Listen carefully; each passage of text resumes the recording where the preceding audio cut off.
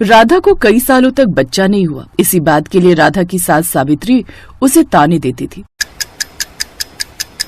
राधा माँ दुर्गा की परम भक्त थी। वो रोजाना ही माँ दुर्गा के मंदिर जाती और अपने लिए संतान मांगती। एक रात राधा को स्वप्न में माँ दुर्गा के दर्शन हुए। राधा, मैं तुम्हारी भक्ति से प्रसन्न हूँ। तुम्हारी झोली में जल्दी ही एक सुंदर बालक खेलेगा। इतना कहते ही माँ दुर्गा अंतर्ध्यान हो गई। राधा सपने की बात अपनी सास और पति को बताने लगी। उससे पहले ही सास ने राधा से ऐसा कुछ कह दिया जिस कारण राधा का दिल टूट गया। राधा, अपने माता पिता को बोल देना कि हम सुरेश की दूसरी शादी कर रहे हैं। तुम तो इस घर को चिराग दे नहीं सकती हो, इसलिए हमें तो दूसरा रास्ता अपनाना होगा। माँ जी, दुर्गा माता ने कल रात मुझे सपने में दर्शन दिए थे। उन्होंने मुझे कहा था कि बहुत जल्द मैं माँ बनने वाली हूँ और मेरी गोद में बच्चा खेलेगा। हाँ, इतने सालों में तो जैसे हमारे घर में बच्चों की लाइन लग गई हो। मुझे विश्वास नहीं है इन झूठे सपनों पर। पहले भी तुझे कई बार तेरी दुर्गा माँ ने सपने में दर्शन दिए हैं, पर अभी तक उन्होंने बच्चा तो दिया नहीं। पिछले कई महीने से तू मुझे ऐसा ही कह रही है कि तुझे माँ दुर्गा का सपना आता है। अरे सपना तो आ रहा है, सच कब होगा? माँ, इसकी बातों पर ध्यान मत दो। तुम मेरे लिए दूसरी लड़की देखना शुरू कर दो। मैं भी तंग आ गया हूँ। लोग बातें बनाते हैं कि शायद मैं ही बच्चा नहीं कर सकता, पर किसी को क्या पता कि कमी इसमें है। ये बांझ है। अचानक राधा बेहोश होकर गिर जाती है। कुछ देर बाद गांव के एक डॉक्टर ने राधा का चेकअप किया और सबको खुशखबरी दी। बधाई हो, आपकी बहू माँ बनने वाली है। क्या सचमुच हमारी बहू माँ बनने वाली है? ये तो बहुत खुशी की बात है डॉक्टर साहिबा। हम तो कब से इस दिन का इंतजार कर रहे थे। मैं अभी मिठाई लेकर आता हूँ। माँ जी, मैंने आपको कहा था ना, माँ दुर्गा ने मुझे सपने में कहा है और देखिए मेरा सपना सच हो गया। हाँ बहू, तू सच कह रही थी। अब मुझे तुझसे कोई शिकायत नहीं है। बस अब जल्दी से इस घर में बच्चे का जन्म हो जाए तो ढेर सारी खुशियाँ आ जाएंगी। उस दिन से राधा की सास और पति ने उसका खूब ख्याल रखना शुरू कर दिया। इधर राधा बच्चे के आने की प्रतीक्षा कर रही थी, उधर माँ दुर्गा के चेहरे पर चिंता की लकीरें देखकर नारद मुनि उनसे इस चिंता का कारण पूछ रहे थे। हे जगदम्बा, आपके चेहरे पर चिंता की लकीरें कैसी? अब तो आपके आशीर्वाद से आपकी भक्त राधा माँ बनने वाली है। देवर्षि नारद, मेरी चिंता राधा के आने वाले बच्चे के लिए है। राधा के घर जिस बच्चे का जन्म हो रहा है, वो बच्चा अपने पिछले कर्मों के कारण एक पैर से विकलांग होगा। पर माता, आप तो ऐसी अनहोनी होने से रोक सकती हैं। देवर्षि नारद, पिछले जन्म के कुछ कर्म हमेशा हमारे साथ चलते हैं, इसलिए शुरू के 5 वर्ष तक इस बच्चे को अपने पिछले जन्म के कर्म काटने होंगे। उसके पश्चात ही मेरी कृपा से ये बच्चा फिर से ठीक होकर चलने लगेगा। राधा मेरी परम भक्त है। मैं जानती हूँ उसका आने वाला बच्चा भी इस जन्म में मेरा भक्त बनेगा और मेरी ममता से वो सभी कठिनाइयों से बचता रहेगा और फिर राधा के जीवन के सारे दुख दूर हो जाएंगे। बस राधा को मुझ पर पूर्ण विश्वास और संयम रखना होगा। कुछ समय बाद माँ दुर्गा के आशीर्वाद से राधा एक बहुत ही सुंदर बालक को जन्म देती है, पर बालक जन्मजात विकलांग है। ये बात जब उसकी सास और पति को पता चलती है तो फिर से उनका व्यवहार खराब हो जाता है। हमारे तो भाग्य ही फूट गए। बताओ, इतने समय बाद औलाद हुई, वो भी अपाहिज। अरे तेरे लंगड़े बेटे का हम क्या करेंगे? मनहूस कहीं की। माँ, मैं तो कहता हूँ इसे इसके बेटे के साथ यहाँ से मायके भेज दो। मैं इस लंगड़े को बिल्कुल नहीं देख सकता। ऐसा मत कहो, अभी मेरे बच्चे को बड़ा तो होने दो। अभी तो इसे जन्म लिए हुए 4 दिन नहीं हुए और आप दोनों इस पर ऐसे जुल्म कर रहे हो। मैं अपने बेटे को पाल लूंगी, आप लोगों को कभी तंग नहीं करूंगी। मैं इसे पालने के लिए खुद मजदूरी करूंगी। जो करना है अपनी माँ के घर करना, हम इसे यहाँ नहीं रखेंगे। राधा की सास और पति ने उसे घर से निकाल दिया। राधा रोती हुई अपने बच्चे को लेकर मायके आ गई और उस दिन से राधा ने खुद से मजदूरी करना शुरू कर दिया। राधा ने अपने बेटे का नाम तिलक रखा। तिलक धीरे धीरे बड़ा होने लगा, पर वो चल नहीं पाता था। राधा उसे गोदी में उठाकर नहलाती, धुलाती, तैयार करती और माँ दुर्गा के मंदिर लेकर जाती। तिलक राधा के साथ मिलकर माँ दुर्गा की पूजा करता। तभी मंदिर के पुजारी बाबा उसके पास आए और उससे बोले, राधा बेटी, तुम कह रही थी ना वैष्णो देवी के लिए बस जाएगी, तो मैं तुम्हें बता दूं, अगले हफ्ते वैष्णो देवी यात्रा के लिए मुफ्त बस सेवा दी जा रही है। तुम चाहो तो वैष्णो माता की यात्रा पर जा सकती हो। तुम्हारा मन था ना तिलक को माता वैष्णो के दर्शन कराने का? हाँ पंडित जी, मन तो बहुत है तिलक को माँ दुर्गा के मंदिर वैष्णो धाम ले जाने का। वैसे इससे अच्छा मौका मिलेगा भी नहीं। मैं चली जाऊंगी पंडित जी, आप मेरे लिए बोल दो। राधा बहुत खुश थी। वो अपनी माँ के साथ बेटे तिलक को लेकर वैष्णो देवी की यात्रा पर जाती है। कटरा पहुँचने के बाद वो लोग वैष्णो देवी की चढ़ाई शुरू करते हैं। कुछ घंटे बाद राधा वैष्णो धाम पहुँचती है। राधा तिलक को वहीं एक बेंच पर बिठा देती है। माँ, आप तिलक का ध्यान रखो, मैं प्रसाद खरीद लूँ, फिर हम दर्शन को चलेंगे। ठीक है बिटिया, तू प्रसाद ले आ, तब तक मैं तिलक को देखती हूँ। राधा प्रसाद लेने के लिए चली जाती है। नानी माँ, मुझे बहुत प्यास लगी है, पानी पीना है। पानी पीना है बेटा, मैं सामने नल से लेकर आती हूँ। राधा की माँ तिलक के लिए पानी लेने चली जाती है, पर जब वो वापस आती है तो तिलक गायब था। राधा भी तिलक को ना पाकर घबरा गई। दोनों ने भवन पर इधर उधर तिलक को ढूंढना शुरू किया। सबसे पूछा पर कोई भी नहीं जानता था। माँ, तिलक कहाँ गया? वो तो चल भी नहीं पाता है। हे माता रानी, मेरा बच्चा कहाँ है? अभी थोड़ी देर पहले ही तो मैं उसके लिए पानी लेने गई थी, कहीं कोई उठाकर तो नहीं ले गया। हे वैष्णो माता, तिलक की रक्षा करना। एक बार हम भवन के अंदर देखते हैं, कहीं तिलक भवन के अंदर तो नहीं है।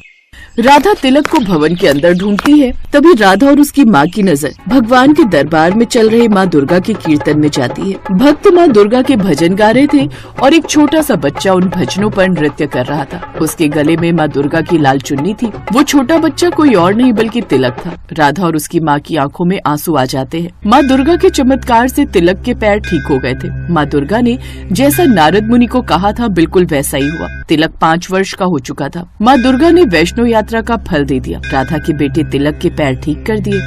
हे देवी मैया, आपका लाख लाख शुक्र है। आपने अपने चमत्कार से मेरे बच्चे को ठीक कर दिया। मेरा तिलक खेलने कूदने लगा। आपकी जय हो दुर्गा मैया, आपकी सदा ही जय हो। राधा खुशी खुशी वैष्णो देवी की यात्रा करके वापस लौटती है। अब उसका बेटा तिलक बिल्कुल ठीक हो चुका था। सुरेश और उसकी माँ को जब ये बात पता चलती है कि तिलक चलने फिरने लगा है तो वो राधा को वापस बुलाने के बारे में सोचते हैं, पर राधा उन्हें साफ मना कर देती है। शायद राधा का ये फैसला बिल्कुल सही था। दुख की घड़ी में उन दोनों ने उसका साथ नहीं दिया, उसे घर से निकाल दिया, इसलिए तिलक पर उनका कोई हक नहीं था। माँ दुर्गा का नाम लेकर राधा अपने बेटे तिलक के साथ खुशी खुशी जीवन बिताने लगी। शिवपुर गांव में आदि और शालू अपने चाचा प्रीतम और चाची नर्मदा के साथ रहते थे। उन दोनों के माता पिता का देहांत रोड एक्सीडेंट में हो गया था। जहां प्रीतम बच्चों को बेहद प्यार करता था तो वहीं नर्मदा उनके साथ बहुत बुरा बर्ताव करती थी। एक दिन शालू घर के बाहर अपनी सहेलियों के साथ खेल रही थी। तभी नर्मदा उसको आवाज लगाते हुए कहती है, अरे ओ शालू की बच्ची, कहाँ मर गई? अभी आई चाची। जब देखो तब खेलती रहती है। घर का काम क्या तेरा बाप करेगा? पर चाची, घर का सारा काम खत्म करके ही मैं खेलने गई थी। काम खत्म हो गया है तो रात के खाने की तैयारी कर ले, तेरे चाचा आते ही होंगे। तभी आदि वहाँ आ जाता है। क्यों रे, कहाँ घूम रहा था? कभी घर पर भी टिक जाया कर। चाची, मैं पास वाले दुर्गा माँ के मंदिर गया था। मंदिर जाने की क्या जरूरत थी? खेत पर ही चला जाता अपने चाचा का हाथ बटाने, उन्हें भी कुछ आराम मिल जाता। हाँ चाची, पहले खाना खा लूं फिर चला जाऊंगा। पर खाना तो खत्म हो गया, अब रात को ही मिलेगा। आदि बिना कुछ खाए भूखा ही खेत पर जाने के लिए निकल जाता है। पर शालू को ये बात अच्छी नहीं लगती और वो अपनी चाची से कहती है, चाची, आपने आदि भैया से झूठ क्यों कहा? वो भूखा ही चला गया। तू जरा सी लड़की मुझे झूठी बता रही है। आने दे, तेरे चाचा को फिर बताती हूँ तुझे। फिर शाम को दोनों चाचा भतीजा घर वापस आते हैं। उनके आते ही नर्मदा उन दोनों के खिलाफ प्रीतम के कान भर देती है, जिससे वो उन दोनों को घर से बाहर निकाल देता है। रात को ठंड में दोनों सड़क पर चले जा रहे थे। तभी शालू कहती है, आदि भैया, अब हम क्या करेंगे? हम कहाँ जाएंगे? तू चिंता मत कर शालू, तुझे याद नहीं जब हम पर कोई भी मुसीबत पड़ती थी तो माँ क्या करती थी? मुझे तो कुछ भी याद नहीं भैया, मैं तो बहुत छोटी थी ना। आप ही बता दो, क्या कहती थी हमारी माँ? माँ हमेशा कहती थी कि माँ दुर्गा का सदा ध्यान करना चाहिए। उनकी पूजा करने वालों पर कभी कोई मुसीबत नहीं आती। चल, अब हम सीधा माँ दुर्गा के ही मंदिर चलते हैं। इतना कहकर दोनों बच्चे माँ दुर्गा के मंदिर चले जाते हैं और भूखे प्यासे रात को वहीं जमीन पर सो जाते हैं। अगले दिन सुबह जब पंडित मंदिर का दरवाजा खोलकर अंदर आते हैं तो उन दोनों से पूछते हैं, अरे तुम लोग यहाँ कैसे आए? फिर वो दोनों अपनी सारी कहानी पंडित को बताते हैं। वो सब तो ठीक है बच्चों, पर कोई भी तुम्हें मंदिर में रहने नहीं देगा। पंडित जी, हमें कुछ दिन यहाँ रहने दीजिए, फिर हम कोई ना कोई ठिकाना ढूंढ ही लेंगे। अगर तुम लोग चाहो तो मंदिर के पीछे मेरी कुटिया है, तुम कुछ दिन वहीं रह सकते हो। जैसे ही तुम्हें कोई ठिकाना मिल जाए तब चले जाना। इसके बाद आदि और शालू पंडित जी की कुटिया में ही रहने लगे। आदि मंदिर की साफ सफाई करता तो वहीं शालू माँ के लिए फूलों की माला बनाने का काम करती। ऐसे ही कुछ दिन बीत जाते हैं। एक रात आदि के सपने में माँ दुर्गा आती हैं और उससे कहती हैं, वत्स, तुम दोनों भाई बहन की भक्ति से मैं बेहद प्रसन्न हूँ। अभी तुम दोनों को बहुत सारे कार्य करने हैं, अपने माता पिता का नाम रोशन करना है। इसीलिए कल सुबह होते ही अपनी बहन को लेकर उत्तर दिशा की ओर चलते रहना, तुम्हें तुम्हारी मंजिल मिल जाएगी। आदि चौंक कर उठकर बैठ जाता है, लेकिन जैसे ही वो अपने अगल बगल देखता है तो वहाँ कोई नहीं होता। अगले दिन सुबह वो पंडित जी को सारी बात बताता है। पंडित जी ने उन्हें खाना और कुछ पैसे दे दिए। दोपहर होते होते वो दोनों चलकर काफी दूर निकल आए थे।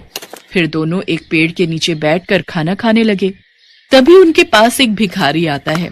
फिर आदि और शालू अपने खाने में से थोड़ा थोड़ा उस भिखारी को भी दे देते हैं। बच्चों, तुम दोनों ने खुद आधा पेट खाकर मुझे खाना दिया है।